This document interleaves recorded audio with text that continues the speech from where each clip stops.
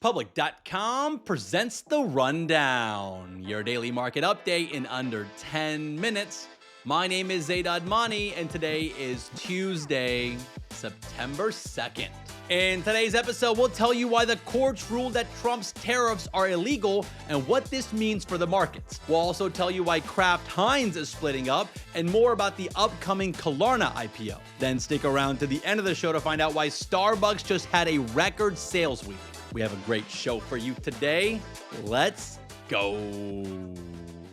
The stock market is coming off a winning month with the S&P 500 adding 2% in August, while the NASDAQ was up 1.6%. I gotta give a special shout out to the Russell 2000. The small cap index jumped more than 9% in August. So stocks had a pretty solid month in August, but now we head into September, which has a reputation for being the worst month for the markets. Historically, the S&P 500 has averaged a 0.7% drop in September over the past 30 years. So that's a pretty big sample size. And if you just look at this decade, the S&P has been in the red for 4 of the last 5 years. So we'll see what happens this year, but things are already off to a bumpy start. On Friday afternoon, a federal appeals court ruled in a 7-4 ruling that most of Trump's tariffs are illegal. The court said that President Trump overstepped by using a 1977 emergency powers law to slap tariffs on multiple countries. That law was meant for things like freezing assets of hostile nations, not launching a full-on trade war. So these tariffs have been ruled illegal, but they're not going away just yet. The courts will keep the tariffs in place until October 14th to give the Trump administration time to appeal this to the Supreme Court. So now the fate of tariffs are in the hands of the Supreme Court. If they strike them down, the government might have to refund billions of dollars in tariffs collected over the past few months. On top of that, this would throw a huge wrench into Trump's go-to economic tool in his second term. So we'll see what the Supreme Court ends up saying, but this definitely adds a lot of uncertainty over the next few weeks. So between the seasonal market weakness and the tariff uncertainty, September is already looking to be pretty interesting. On top of that, we have a jobs report coming out this week and a Fed meeting later this month. So we're going to be keeping an eye on all of that. Make sure you guys are subscribed to the podcast to stay in the loop.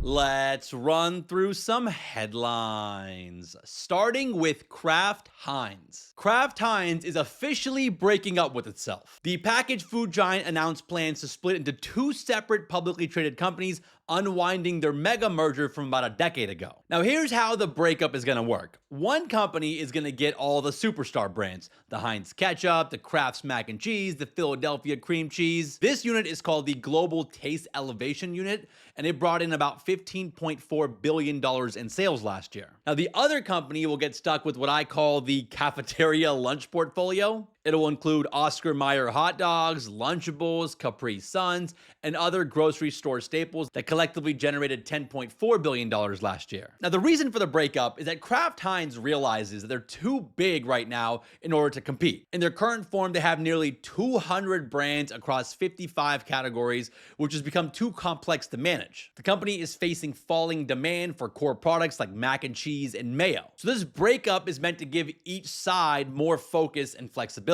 And this is part of a bigger trend that we saw in the food industry. We saw other mergers unwind, with Kellogg splitting into 2 in 2023. And then you have Keurig and Dr. Pepper. They announced a couple weeks ago that they're unwinding their big coffee and soda merger. And now you have Kraft Heinz. See, what happened is that the strategy for the food industry has totally shifted in the last few years. Having big scale with a ton of brands used to be what worked. But these days, these larger companies are having a harder time competing with up-and-coming DTC companies. These DTC companies are just focused on one product, and they're able to target consumers better with more focused marketing. So these giant food companies are becoming smaller and more focused to better compete. And on top of that, consumers' tastes are starting to shift as well, with Americans eating less processed foods. Not to mention the rise of GLP-1 weight loss drugs like Ozempic. That has people eating less overall. So these giant food companies are facing an uphill battle right now. Now, as for Kraft Heinz, this move completely unwinds the $46 billion merger from 2015 that was pushed by Warren Buffett. And I gotta say, this might be Warren Buffett's biggest fumble ever. Kraft stock has been in free fall. It hit $90 back in 2017, and since then, it's lost nearly 70% of its value. Turns out that the guy who drinks 5 Coca-Colas a day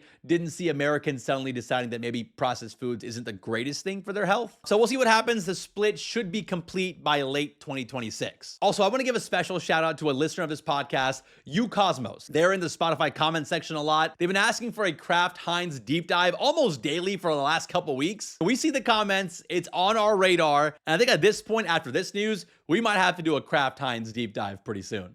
Now let's shift gears and talk about Klarna, because they are finally ready to move forward with their IPO. The Swedish buy now, pay later company is looking to raise $1.3 billion in their IPO with shares priced between $35 and $37. At the top of that range, Klarna would be valued at about $14 billion. Bloomberg reports that the stock is expected to be priced on September 9th, which means it would start trading sometime next week. Remember, Klarna was planning to IPO in March, but halted those plans after Trump's tariff sent shockwaves through the market. The company has been around for a while. It was founded back in 2005, and it pioneered the buy now, pay later model that lets you split purchases into installments. The business exploded during the pandemic, and the company even hit a $46 billion valuation at its peak in 2021 after a SoftBank-led funding round. Yeah, of course it was SoftBank. Now, the valuation at the IPO is only about a third of that, but despite the drop in its valuation, the popularity of buy now, pay later has only grown. Buy now, pay later accounted for $342 billion in spending globally in 2024, which is up from just the $2 billion a decade earlier. This is according to the payment firm WorldPay. Now, these days, there's more competition and new players and incumbent banks entering the playing field. So Klarna is trying to diversify beyond just buy now, pay later. They're trying to become a digital bank, adding debit cards, deposit accounts, and more. So we'll have to see how the stock performs next week. I wonder if it'll pop the same way that other IPOs have over this past summer. In order to get ready for the IPO, we're going to do a deep dive on Klarna this weekend. So if you guys want to learn more about the company, make sure you guys are subscribed to the podcast and keep an eye on your podcast feed for that episode. Now, I wonder if Klarna stock is going to pop on its first day of trading like we saw with other IPOs this past summer. Should be interesting. Let's talk about some stocks making moves today. PepsiCo shares are on the rise this morning after the news that activist investor Elliott Management is taking a $4 billion stake in the company. This would be one of Elliott's largest investments ever, and it puts the hedge fund amongst PepsiCo's top 5 active investors, not counting the index funds. You know, PepsiCo has been under pressure on both sides of their business. Their soda business has fallen behind Coke, Dr. Pepper, and even Sprite in US sales volume. And then on the snack side, they're dealing with shifting consumer tastes. So Elliott is probably going to come in to make some changes at the company. You know, Elliott Management has a history of shaking things up. They invested $1 billion into Starbucks last year and pushed the company to replace their CEO. They also invested $5 billion into Honeywell and pushed for a breakup, which they ended up doing. So things might be changing at PepsiCo over the next few months, and investors like that, with shares up more than 3% this morning. Now, sticking with the food industry, Nestle is seeing their stock drop after the Swiss company fired their CEO Laurent Frexy for having an affair with a subordinate. Apparently, the company staff blew the whistle through Nestle's internal hotline. There's just so much corporate chaos happening at Nestle. Frexy was on the job for just 2.5 months, taking over from the last CEO who had stepped down. But now that Frexy is out, Nestle is looking for a new leader. You know, Frexy had spent nearly 40 years at the company, and he won't be getting an exit package. On a side note, I'm sure he went to a Coldplay concert this summer. Let's wrap the show with a fun fact.